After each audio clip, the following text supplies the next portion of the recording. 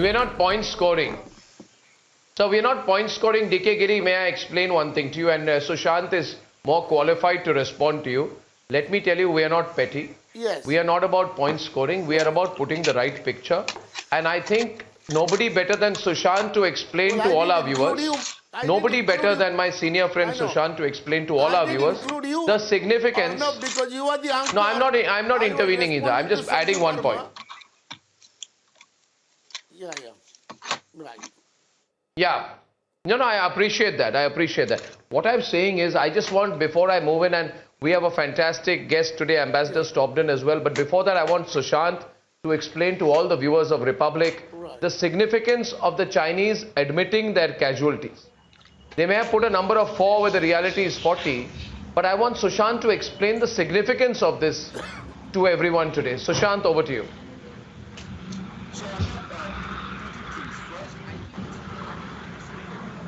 Of people, who might be in opposition to the current government, and I have no problems with that.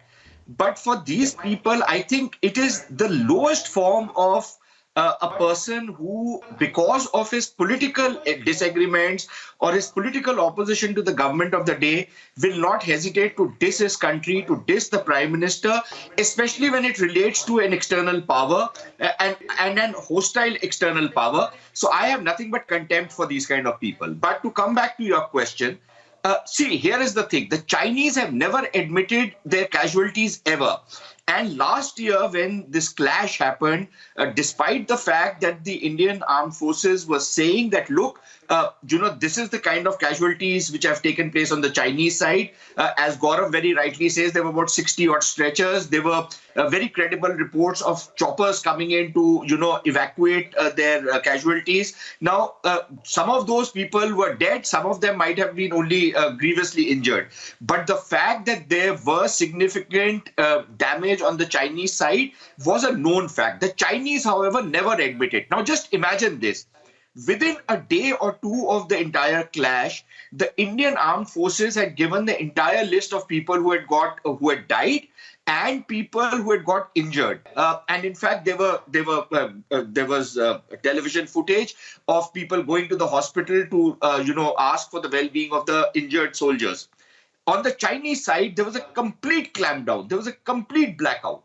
So for the Chinese, after almost a year or 8 months or 9 months, to come out with and very reluctantly accept that there were 4 casualties, even though we know that it's probably 10 times more than the casualties they've admitted, I think it's a very, very significant thing, number one. Number two, I think the Chinese also played this down last year because maybe they realized that this thing has now gone out of control.